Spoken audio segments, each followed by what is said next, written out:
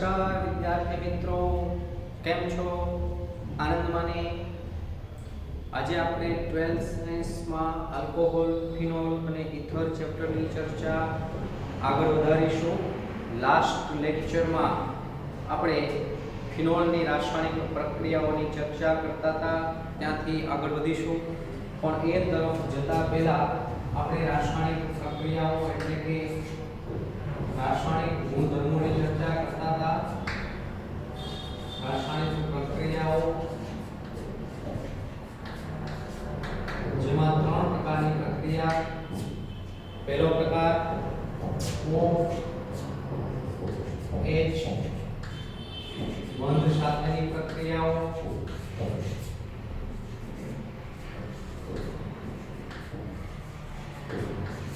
જેમાં કહી શકાય કે ઓક્સિજન અને હાઇડ્રોજન વચ્ચેનો બંધ તૂટવાની પ્રક્રિયા. ઓક્સિજન અને હાઇડ્રોજન વચ્ચેનો બંધ તૂટશે.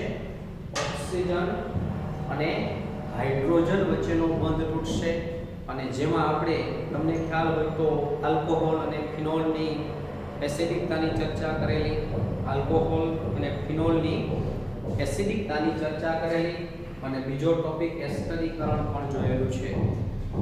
O અને H ઓક્સિજન અને હાઇડ્રોજન વચ્ચેનો બંધ તૂટવાની પ્રક્રિયા.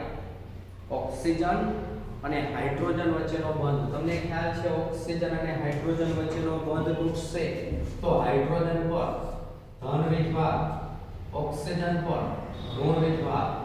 એટલે કે આ જે આલ્કોક્સાઇડ કે ફિનોક્સાઇડ આયન બને તેના પર ઋણ ભાર આવે છે અને ઋણ ભારને કેન્દ્ર તરફ આકર્ષણ હોય માટે કહી શકાય કે આલ્કોહોલ અને ફિનોલ છે તેની કેન્દ્રાનુરાગી પ્રક્રિયક તરીકેની પ્રક્રિયા. કેન્દ્રાનુરાગી પ્રક્રિયક તરીકેની પ્રક્રિયા. કારણ કે ઓક્સિજન પર કેવો ભાર છે? ઋણ ભાર છે. ઋણ ભારને કેના તરફ આકર્ષણ હોય? ધન ભાર. કેન્દ્રાનુરાગી પ્રક્રિયક તરીકેની પ્રક્રિયા જોઈતી, જેમાં 2 પ્રકારની પ્રક્રિયા. આલ્કોહોલ અને ફિનોલની એસિડિકતા. આલ્કોહોલ અને ફિનોલની એસિડિકતા તેમજ એસ્ટરીકરણની આપણે આમાં ચર્ચા કરેલી છે. નેક્સ્ટ બીજો ભાગ કાર્બન અને ઓક્સિજન વચ્ચેનો બંધ તૂટવાની પ્રક્રિયા. બંધ તૂટવાની પ્રક્રિયાઓ. તમને ખ્યાલ છે કાર્બન અને ઓક્સિજન વચ્ચેનો બંધ તૂટશે. Carbon ધનભાર, oxygen ઋણભાર. એટલે કે આ હવે ઇલેક્ટ્રોન અનુરાગી પ્રક્રિયક તરીકે વર્તે છે.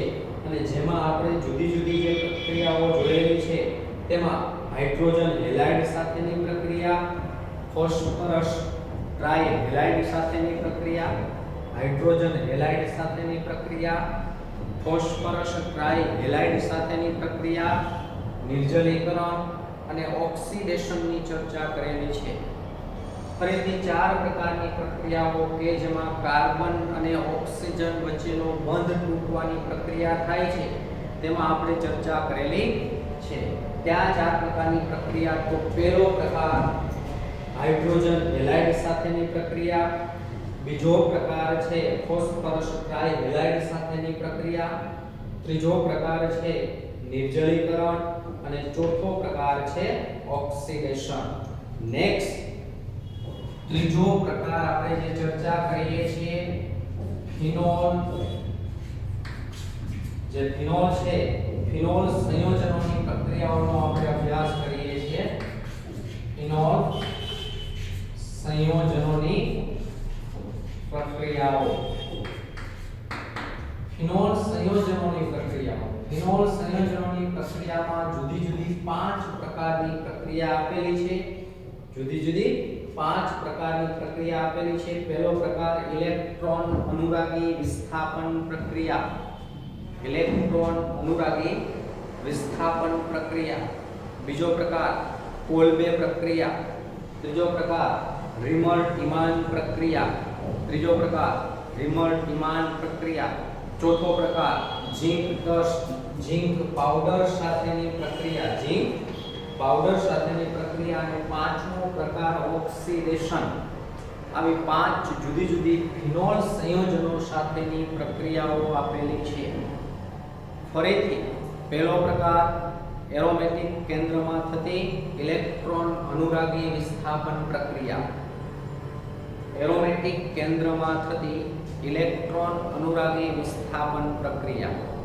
બીજો પ્રકાર આપેલો છે કોલ્બે પ્રક્રિયા. ત્રીજો પ્રકાર આપેલો છે રિમર-ટીમાન પ્રક્રિયા. ચોથો પ્રકાર પ્રક્રિયાનો આપેલો છે ઝિંક ડસ્ટ સાથેની પ્રક્રિયા, ઝિંક પાવડર સાથેની પ્રક્રિયા. અને પાંચમો પ્રકાર આપેલો છે ઓક્સિડેશન. તેમાંથી આપણે ઝિંક ડસ્ટ અને ઓક્સિડેશનની ઓલરેડી ચર્ચા કરી રહ્યા છીએ. એ સિવાય બાકી રહેતી 3 પ્રક્રિયાઓની આપણે અત્યારે ચર્ચા કરીએ. એમાંથી પહેલો પ્રકાર ફર્સ્ટ વન ઇલેક્ટ્રોન અનુરાગી એરોમેટિક વિસ્થાપન પ્રક્રિયાઓ.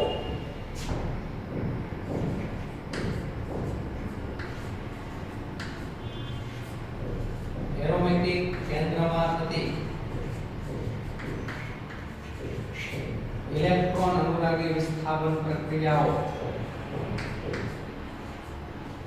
ઇલેક્ટ્રોન અનુરાગી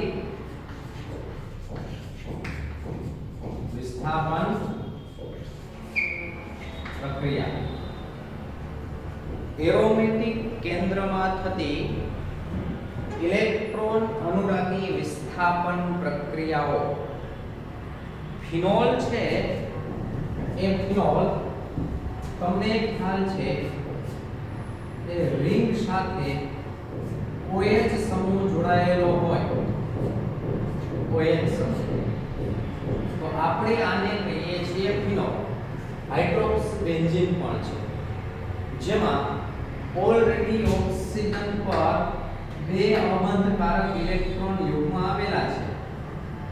અને જો આ H+ નું વિસ્થાપન થાય, આ H+ નું વિસ્થાપન થાય તો ઇલેક્ટ્રોન યુગ્મ છે તે ઓક્સિજન મેળવી લેશે. આ ઇલેક્ટ્રોન યુગ્મ ઓક્સિજન મેળવી લેશે અને ફિનોક્સાઇડ આયન બનશે.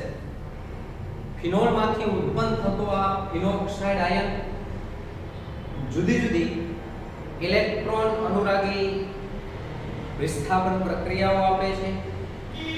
કઈ રીતે?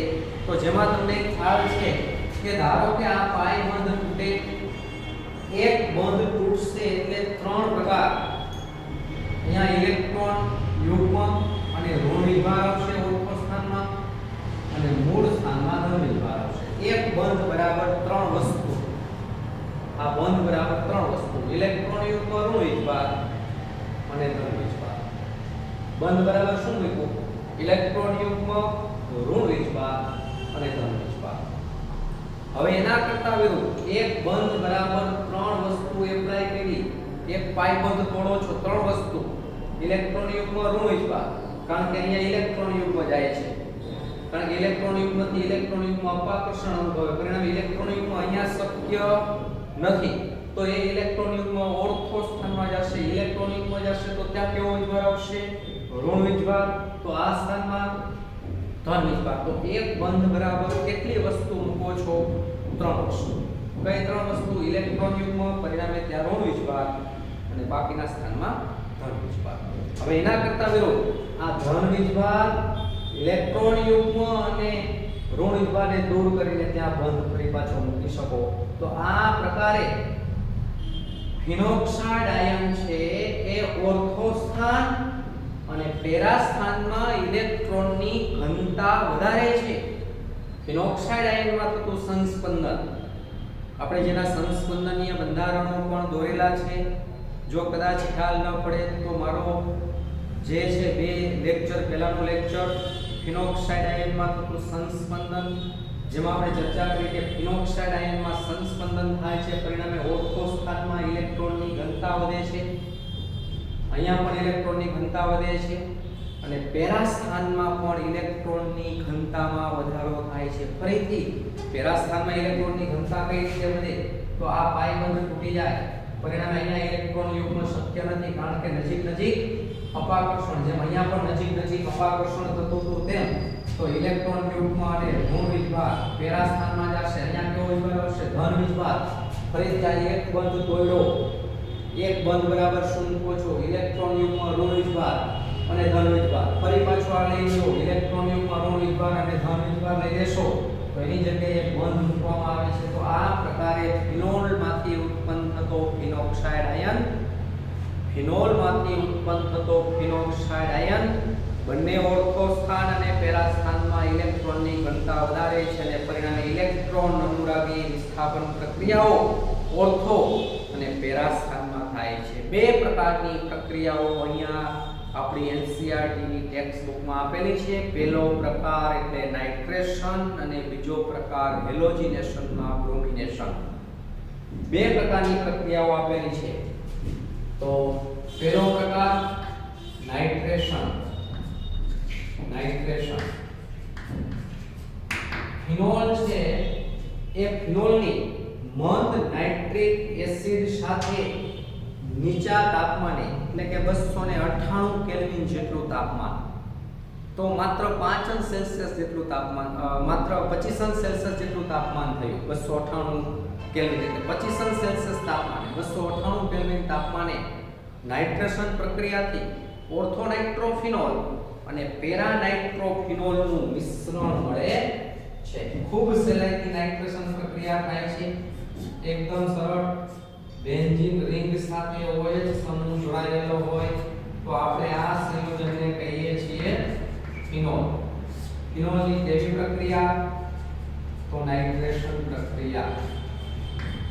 મંદ નાઇટ્રિક એસિડ હોય તો પણ નાઇટ્રેશન થશે, કારણ કે OH સમૂહ જે છે એ ઇલેક્ટ્રોન અનુરાગી વિસ્થાપન પ્રક્રિયાઓ સહેલાઈથી આપે છે. એનું કારણ શું છે? તો ફિનોલમાંથી ઉત્પન્ન થતો ફિનોક્સાઇડ આયન છે તે બંને ઓર્થો સ્થાનમાં અને પેરા સ્થાનમાં ઇલેક્ટ્રોનની ઘનતામાં પુષ્કળ પ્રમાણમાં વધારો કરે છે. પરિણામે આમાંથી ઉત્પન્ન થતો NO2+ ઇલેક્ટ્રોન અનુરાગી આયન, NO2+ ઇલેક્ટ્રોન અનુરાગી આયન સહેલાઈથી પ્રક્રિયા ઓર્થો અને પેરા સ્થાનમાં દર્શાવે છે અને આ પ્રકારની પ્રોડક્ટ આપણને પ્રાપ્ત થાય છે. રિંગ સાથે OH જોડાયેલો છે, ઓર્થો સ્થાનમાં NO2 અને બીજી product second one is OH and NO2. આ બંને સંયોજનોનું નામ છે ઓર્થોનાઇટ્રોફિનોલ અને પેરાનાઇટ્રોફિનોલ, ONT and PNT. ઓર્થોનાઇટ્રોફિનોલ અને પેરાનાઇટ્રોફિનોલ. કદાચ હજુ નાઇટ્રેશન પ્રક્રિયા આગળ ચાલુ રાખવામાં આવે, ટેક્સ્ટ બુકમાં આપેલું નથી, જૂની ટેક્સ્ટ બુકનો કોન્સેપ્ટ છે, યાદ રાખો. હજુ સેજ નાઇટ્રિક એસિડની સાંદ્રતા વધારો તો હવે જ્યાં ઓર્થોમાં નાઇટ્રેશન થયેલું હતું ત્યાં પેરામાં નાઇટ્રેશન થશે અને પેરામાં નાઇટ્રેશન થયેલું હતું ત્યાં ઓર્થોમાં નાઇટ્રેશન થશે એટલે 2,4 ડાયનાઇટ્રોફિનોલ બનશે, DNT બનશે. ONT ઓર્થોનાઇટ્રોફિનોલ, PNT પેરાનાઇટ્રોફિનોલ. ઓર્થોનાઇટ્રોફિનોલ હોય ત્યાં પેરામાં નાઇટ્રેશન થાય અને પેરાનાઇટ્રોફિનોલ હોય ત્યાં ઓર્થોમાં નાઇટ્રેશન થાય. એટલે સેકન્ડ વન આવી પ્રોડક્ટ આપણને વચ્ચે પ્રાપ્ત થાય. અહીંયા OH જોડાયેલો છે, બરાબર. આ ONT અને PNT માંથી પ્રાપ્ત થતી નિપજ DNT ડાયનાઇટ્રોફિનોલ. અને હજુ નાઇટ્રેશન આગળ ચાલુ જ રાખવામાં આવે તો TNT ડાયનાઇટ્રોફિનોલ આપણને પ્રાપ્ત થાય છે. આ ક્રમશઃ નાઇટ્રેશનના તબક્કા પણ ટેક્સ્ટ બુકમાં દર્શાવેલું નથી. તમારે માત્ર લખવાનું છે કે ફિનોલની મંદ નાઇટ્રિક એસિડ સાથે 298 કેલ્વિન તાપમાને 298 કેલ્વિન તાપમાને ફિનોલની મંદ નાઇટ્રિક એસિડ સાથે 298 કેલ્વિન તાપમાને થતી નાઇટ્રેશન પ્રક્રિયાથી ઓર્થોનાઇટ્રોફિનોલ અને પેરાનાઇટ્રોફિનોલનું મિશ્રણ મળે છે. ફિનોલની મંદ નાઇટ્રિક એસિડ સાથે 298 કેલ્વિન તાપમાને થતી નાઇટ્રેશન પ્રક્રિયાથી ઓર્થોનાઇટ્રોફિનોલ અને પેરાનાઇટ્રોફિનોલનું મિશ્રણ મળે છે. પાત્રમાં બંને ભરેલા હોય ONT પણ હોય અને PNT પણ હોય. ઓર્થોનાઇટ્રોફિનોલ અને પેરાનાઇટ્રોફિનોલ ને આપણે હજુ જો આગળ પ્રક્રિયા ચાલુ રાખવામાં આવે તો તેમાંથી નાઇટ્રેશન થઈ ફરી પાછો બીજો NO2 સમૂહ દાખલ થશે, ડાયનાઇટ્રોફિનોલ પ્રાપ્ત થશે. હજુ જો આગળ પ્રક્રિયા ચાલુ રાખવામાં આવે તો ત્રીજી વખત નાઇટ્રેશન થશે અને ટ્રાઇનાઇટ્રોફિનોલ એટલે કે પિક્રિક એસિડ આપણને પ્રાપ્ત થશે. પણ વિદ્યાર્થી મિત્રો આ સ્ટેપ ટેક્સ્ટબુકમાં આગળ દર્શાવેલું નથી, આપણે અહીંયા સુધી જ રાખીએ. બીજું કે ONT અને PNT ને જો આપણે સેપરેટ કરવું હોય, અલગ કરવું હોય તો કઈ રીતે કરી શકાય? તો એકદમ સરળ. જે પાત્રમાં ઓર્થોનાઇટ્રોફિનોલ ભરેલો હશે, ઓર્થોનાઇટ્રોફિનોલ, તો ઓર્થોનાઇટ્રોફિનોલ એટલે આ પ્રકારે રિંગ સાથે તમને ખ્યાલ છે ફિનોલ O અને H ફિનોલ, બરાબર. નાઇટ્રો સમૂહ જોડાયેલો છે, નાઇટ્રો સમૂહ એટલે N, બરાબર છે. NO2 છે, નાઇટ્રોજન સાથે ડબલ બોન્ડ થી ઓક્સિજન જોડાયેલો હોય. ધારો કે અહીંયા સિંગલ બોન્ડ થી ઓક્સિજન છે, અહીંયા ડબલ બોન્ડ થી ઓક્સિજન છે. તો આ O અને H વચ્ચે હાઇડ્રોજન બંધનું નિર્માણ થાય છે. આ હાઇડ્રોજન બંધ જે છે એક જ અણુના બે જુદા જુદા ભાગ વચ્ચે છે, માટે આને કહેવાય આંતઃ આણ્વીય હાઇડ્રોજન બંધ. આંતઃ આણ્વીય હાઇડ્રોજન બંધ, જેને આપણે અંગ્રેજીમાં કહીએ છીએ ઇન્ટ્રામોલેક્યુલર હાઇડ્રોજન બોન્ડ. તો ફિનોલ ઓર્થોનાઇટ્રોફિનોલના એક અણુને બીજા અણુ તરફ આકર્ષણ નથી, તો એ જ અણુનો એક ભાગ એ જ અણુના બીજા ભાગ સાથે જોડાયેલો છે, માટે આને કહેવાય ઇન્ટ્રામોલેક્યુલર હાઇડ્રોજન બોન્ડ, આંતઃઆણ્વીય હાઇડ્રોજન બોન્ડ, બરાબર. અને હવે પેરાનાઇટ્રોફિનોલની વાત કરતા હોઈએ, પેરાનાઇટ્રોફિનોલ, તો પેરાનાઇટ્રોફિનોલનું સ્ટ્રક્ચર આપણે આ રીતે દર્શાવી શકીએ. પેરાનાઇટ્રોફિનોલ છે એકદમ સરળ રિંગ સાથે, અહીંયા OH છે, અહીંયા નાઇટ્રો સમૂહ છે, નાઇટ્રોજનમાં N ડબલ બોન્ડ O અને O જે છે આ રીતે જોડાયેલું છે, ડબલ બોન્ડ O અને સિંગલ બોન્ડ O. આ ઓક્સિજન અહીંયા હાઇડ્રોજન બંધ બનાવવા જશે નહીં, કારણ કે ડિસ્ટન્સ વધી ગયું, અંતર વધી ગયું, તો હાઇડ્રોજન બંધ અહીંયા પેરા સ્થાનમાં શક્ય નથી. પણ આ મોલેક્યુલ બીજા મોલેક્યુલ સાથે, હવે આગળનો બીજો મોલેક્યુલ બીજા મોલેક્યુલ સાથે હાઇડ્રોજન બંધ રચશે, હાઇડ્રોજન બંધ રચે છે. તો આ પ્રકારે હાઇડ્રોજન બંધનું નિર્માણ થાય છે, N double bond O single bond O. તો જો આ બે એક જ અણુમાં હાઇડ્રોજન બંધ રચાણો કે જુદા જુદા અણુમાં, જુદા જુદા બે અણુ વચ્ચે રચાતો હાઇડ્રોજન બંધ છે. જુદા જુદા બે દેશો વચ્ચે ક્રિકેટ મેચ કે કોઈ પણ પ્રકારની મેચ રમાતી હોય તો આપણે તેને international cricket match, international football match કહીએ છીએ. એમાં ઇન્ટર મોલેક્યુલર હાઇડ્રોજન બંધ, આંતર આણ્વીય હાઇડ્રોજન બંધ, આંતઃ અને આ છે આંતર આણ્વીય હાઇડ્રોજન બંધ. Inter molecular hydrogen bond, inter international inter intra intra molecular hydrogen bond and inter molecular hydrogen bond. तो આમાં એક અણુ છે બીજા અણુને, આ અણુ વળી પાછા આગળના અણુને, એ અણુ એના પછીના અણુને ઝઘડી રાખે, તો આમાં સહેલાઈથી બાષ્પીભવન થશે નહીં, કારણ કે દરેક અણુ એકબીજાને જકડી રાખે છે. જ્યારે આમાં એક અણુ બીજા અણુને જકડી રાખતો નથી, એ જ અણુનો ભાગ પોતા જ અણુના ભાગ સાથે જોડાયેલો છે, પરિણામે એક અણુને બીજા અણુ તરફ હાઇડ્રોજન બંધથી જોડાણ નથી. તો હવે બાષ્પીભવન કરવામાં આવે તો સ્વાભાવિકપણે કહી શકાય કે કેનું બાષ્પીભવન સહેલાઈથી થશે, ઓર્થોનાઇટ્રોફિનોલ કે પેરાનાઇટ્રોફિનોલ? 2 મિનિટ માટે વિચારીને તમે જવાબ આપી શકો છો, વિડિયોને સ્ટોપ કરો. ઓકે, તો કેનું બાષ્પીભવન સહેલાઈથી થશે? ઓર્થોનાઇટ્રોફિનોલ, કારણ કે તેના એક અણુને બીજા અણુ તરફ હાઇડ્રોજન બંધ રચાવવાની કોઈ પણ પ્રકારની ક્રિયાવિધિ થઈ નથી. જ્યારે આમાં એક અણુ બીજા અણુ સાથે બીજો અણુ ત્રીજા અણુ સાથે ત્રીજો અણુ ચોથા અણુ સાથે મીન્સ અણુઓ એકબીજા સાથે હાઇડ્રોજન બંધથી જોડાયેલા હોવાને કારણે તેનું બાષ્પીભવન સહેલાઈથી થશે નહીં. તો જ્યારે બાષ્પીભવન કરવામાં આવે તો પાત્રમાંથી કોણ દૂર થશે? ONP દૂર થશે કે PNP દૂર થશે? તો સ્વાભાવિકપણે કહી શકાય પાત્રમાંથી સહેલાઈથી ઓર્થો નાઇટ્રોફિનોલનું બાષ્પીભવન થાય છે, જ્યારે પેરા નાઇટ્રોફિનોલ પાત્રમાં રહે છે. તો આ રીતે જ્યારે ONP અને PNP ને અલગ કરવું હોય તો સહેલાઈથી કરી શકાય છે. નેક્સ્ટ, આ ઉપરાંત હજુ નાઇટ્રેશન પ્રક્રિયા, we are talking about nitration. આપણે ત્રણ પ્રકારની પ્રક્રિયાઓની વાત કરતા હતા. ઓક્સિજન અને હાઇડ્રોજન વચ્ચેનો બંધ તૂટવાની પ્રક્રિયા, કાર્બન અને ઓક્સિજન વચ્ચેનો બંધ તૂટવાની પ્રક્રિયા, અને હવે આપણે ફિનોલ સંયોજનોની પ્રક્રિયા. ફિનોલ સંયોજનોની જે જુદી જુદી 5 પ્રક્રિયાઓ આપેલી છે તેમાંથી પહેલી પ્રક્રિયા એરોમેટિક કેન્દ્રમાં થતી ઇલેક્ટ્રોન અનુરાગી વિસ્થાપન પ્રક્રિયા, એનો પહેલો પ્રકાર નાઇટ્રેશનની આપણે વાત કરીએ છીએ. પરંતુ જો ફિનોલનું નાઇટ્રેશન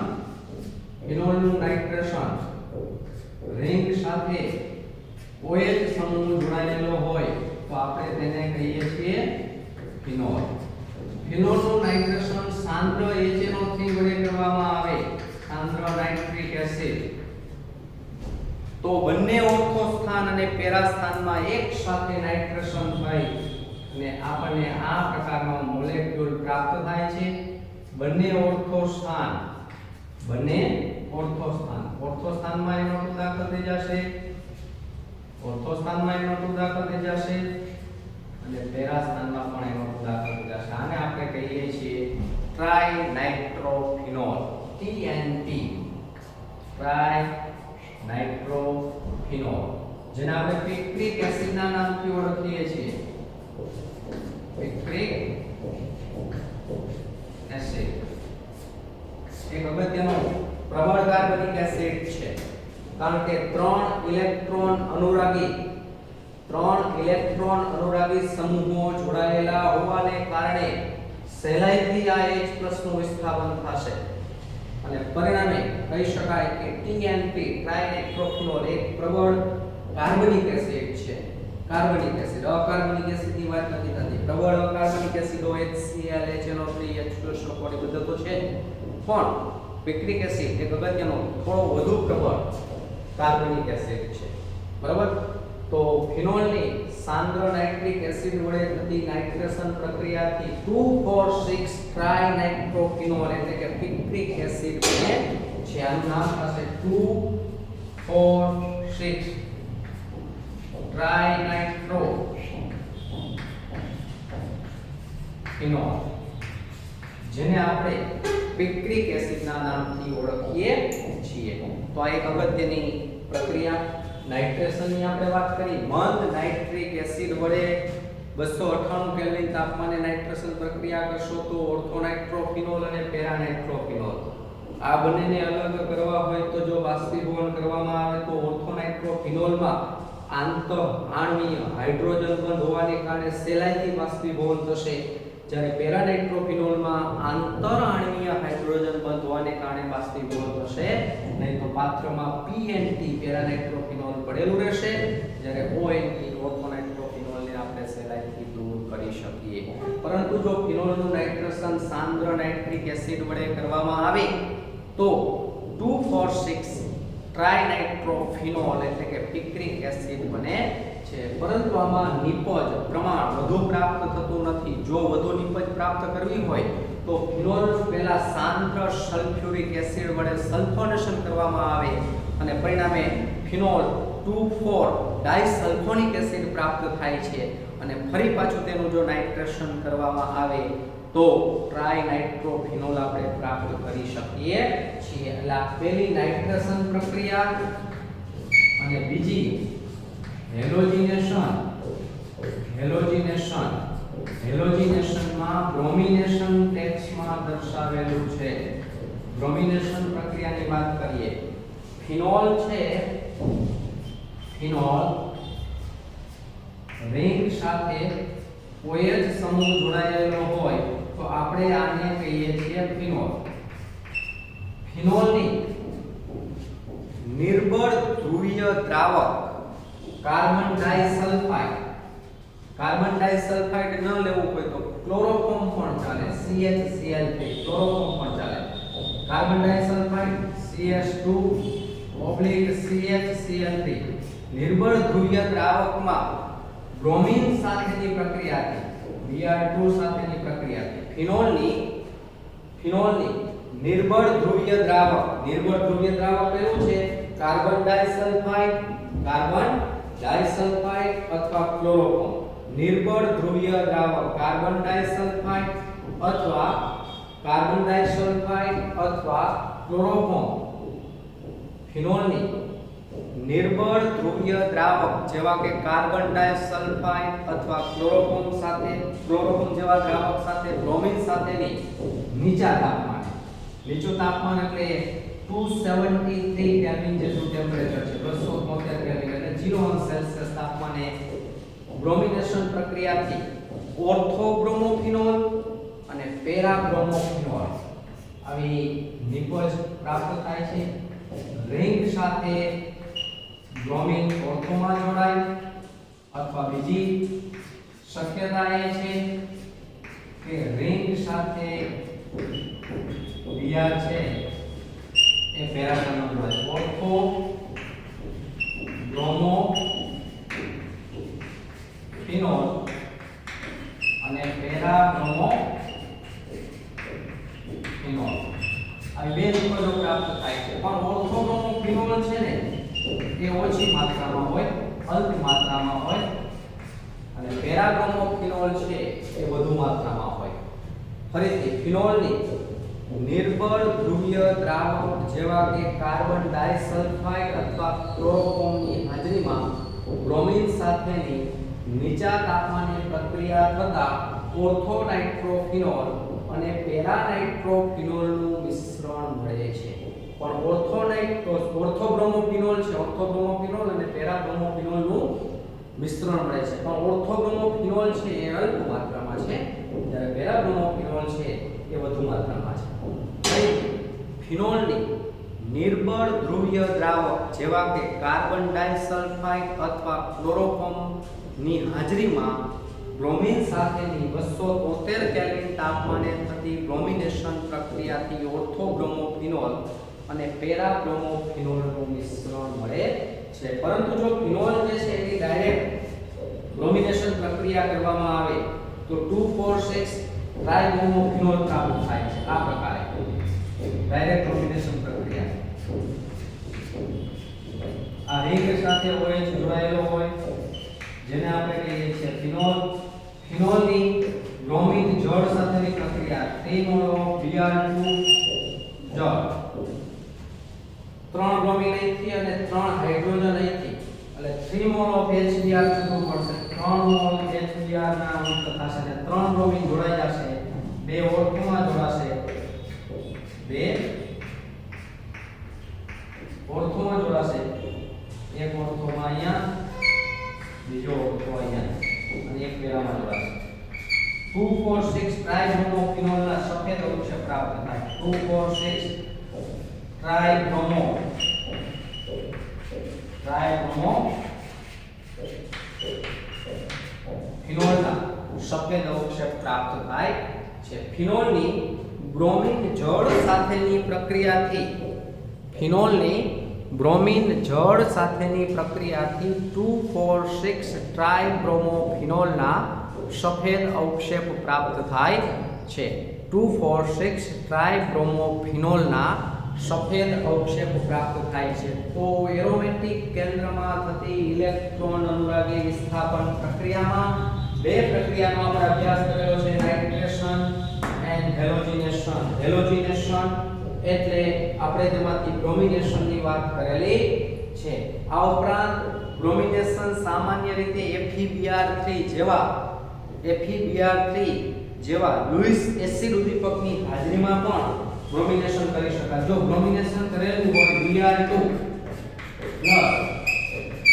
FeBr3 તો FeBr3 શું કરશે? લुईस એસિડ તરીકે વર્તશે, જે બ્રોમિનના અણુને તોડી નાખશે. Br વચ્ચેનો જે બોન્ડ હોય તોડી નાખશે. Br+ અને Br- માં લुईस એસિડ છે આ એને ઋણ આયન તરફ આકર્ષણ હોય તો એમાંથી પ્રાપ્ત થશે આપણે FeBr4 માઈનસ અને Br પ્લસ.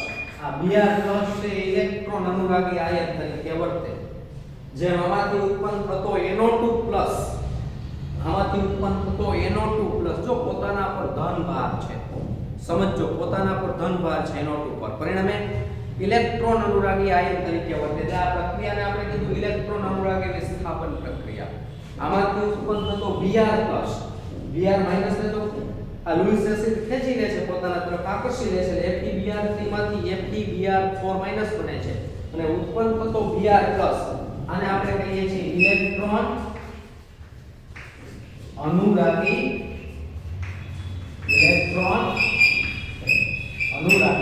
આયન. બરાબર છે. આવો જ ઇલેક્ટ્રોન અનુરાગી આયન NO2+ નાઇટ્રોજનનો ઉત્પન્ન થયો. જેના પર ધન ભાર હોય તે બધા ઇલેક્ટ્રોન અનુરાગી, જેના પર ઋણ ભાર હોય તે બધા કેન્દ્ર અનુરાગી. તો આ એક પ્રકારની પ્રક્રિયા ઇલેક્ટ્રોન અનુરાગી વિસ્થાપન પ્રક્રિયા. નેક્સ્ટ એમાં બે પ્રક્રિયાની આપણે ચર્ચા કરી, નાઇટ્રેશન અને હેલોજિનેશનમાં બ્રોમિનેશન. બે પ્રકારની પ્રક્રિયાઓની આપણે ચર્ચા કરેલી છે. કયા બે પ્રકારની પ્રક્રિયાની ચર્ચા કરેલી છે? તો આમાં બે પ્રકાર. પહેલો પ્રકાર નાઇટ્રેશન અને બીજો પ્રકાર હેલોજિનેશન.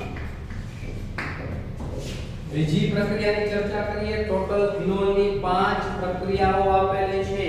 ફિનોલની 5 પ્રક્રિયા આપેલી છે. પહેલી પ્રક્રિયા એરોમેટિક કેન્દ્રમાં થતી ઇલેક્ટ્રોન અનુરાગી વિસ્થાપન પ્રક્રિયા.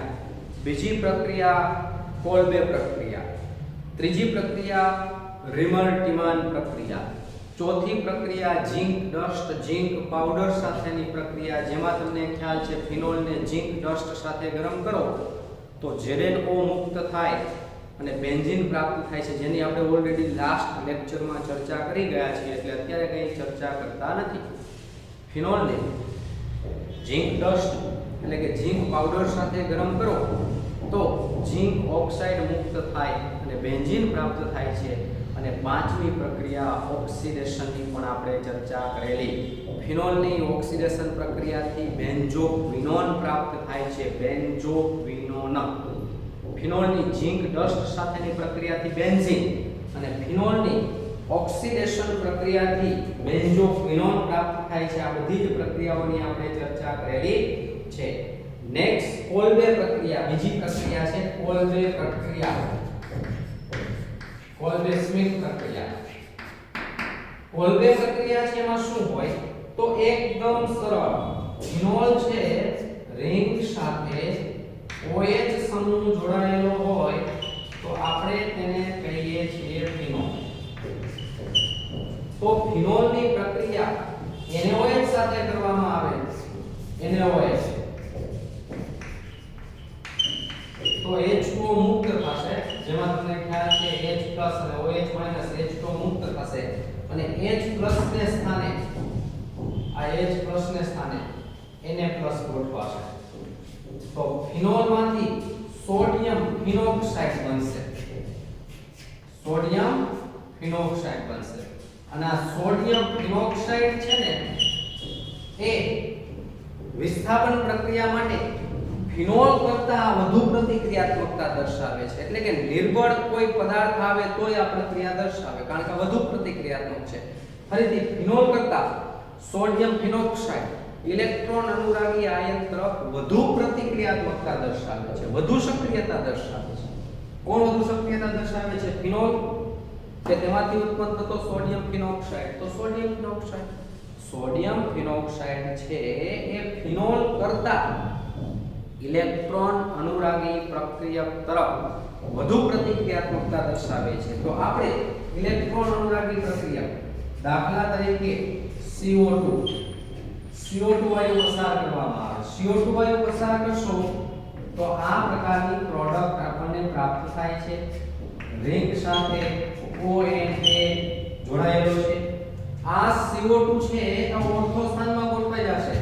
બરાબર? એટલે ઓર્થો સ્થાનમાંથી એક H+ મુક્ત થઈ અને અહીંયા ગોઠવાશે. તો આ રીતે થશે CO2 અને અને આ H જે છે ઓર્થો સ્થાનમાંથી આવેલું છે અહીંયા ઓર્થો સ્થાનમાં બરાબર તો આ પ્રકારની પ્રોડક્ટ CO2 વાયુ જ્યારે પસાર કરવામાં આવે સોડિયમ ફિનોક્સાઇડ માંથી તો આ પ્રકારની પ્રોડક્ટ આપણને પ્રાપ્ત થતી હોય બરાબર છે પણ બીજું સ્ટેપ ત્યાં સ્ટેપ્સમાં સાથે જ આપેલું છે CO2 વાયુ પસાર કરવામાં આવે તો આવો સેલિસિલિક એસિડ નો આ પ્રકારનો સોડિયમ સોલ્ટ બનતો હોય છે બરાબર છે નેક્સ્ટ આને એસિડીકરણ કરવામાં આવે H+ એસિડીકરણ તો એકદમ સરળ આ H+ આ Na+ ને સ્થાને ગોઠવાઈ જશે તો આપણને આ પ્રકારની પ્રોડક્ટ પ્રાપ્ત થાય છે જેને આપણે કહીએ છીએ સેલિસિલિક એસિડ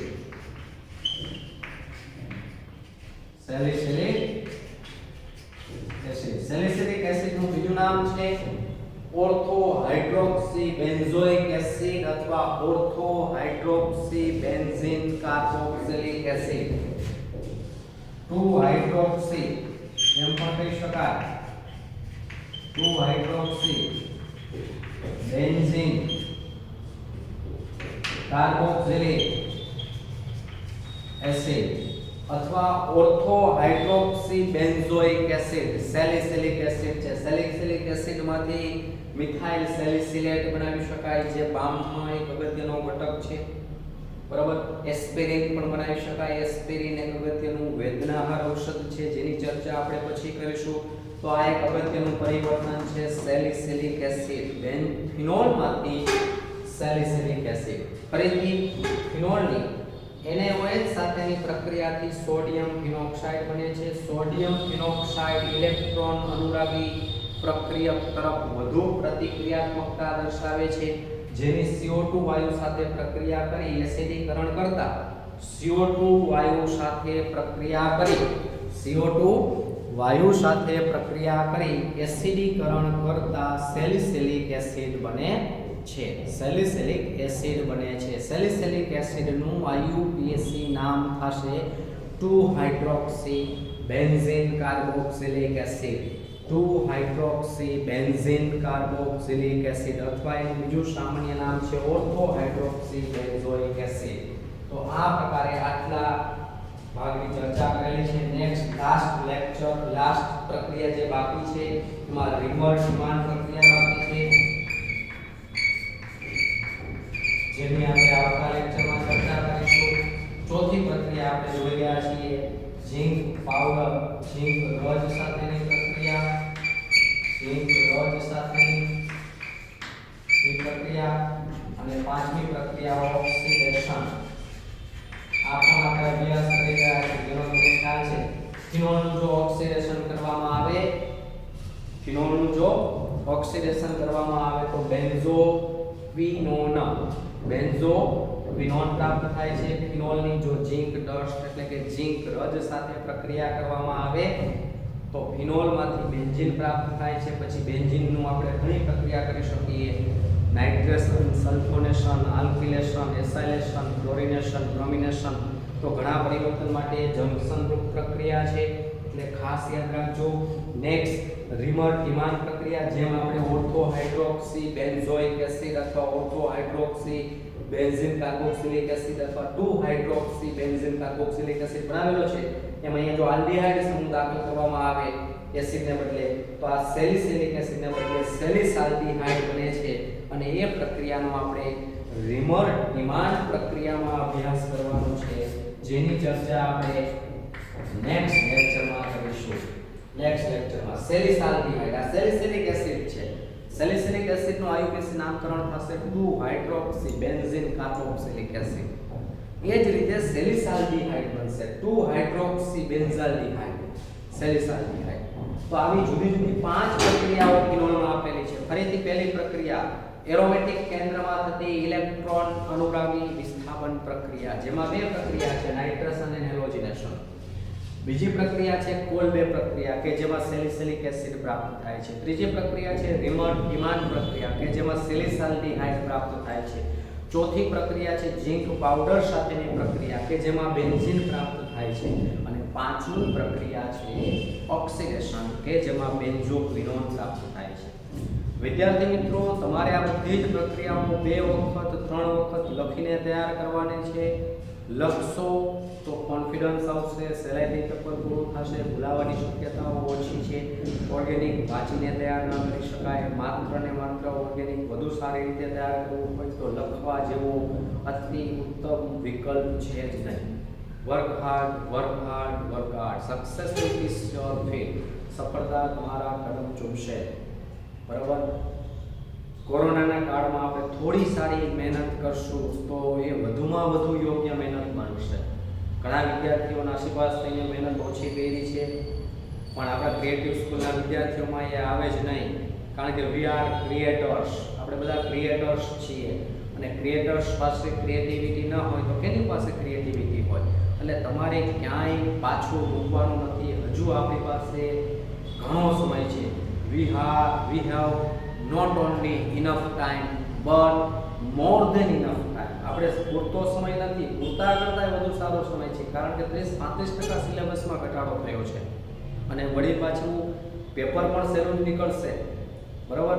એટલે ખોટી આડા-અવડા વિચારસરણીમાં ન જતા, કોઈ વાતમાં ભોળવાઈ ન જતા, માત્ર અને માત્ર મહેનતની દિશામાં જ તમારે વિચારવાનું છે. નવા વર્ષની શરૂઆત તમારે આ પ્રકારે વધુ યોગ્ય, વધુ જોશ, વધુ ચીવટપૂર્વક મહેનત કરીને સફળતા પ્રાપ્ત કરવાની છે. બસ અહીંયા સુધી રાખીએ છીએ.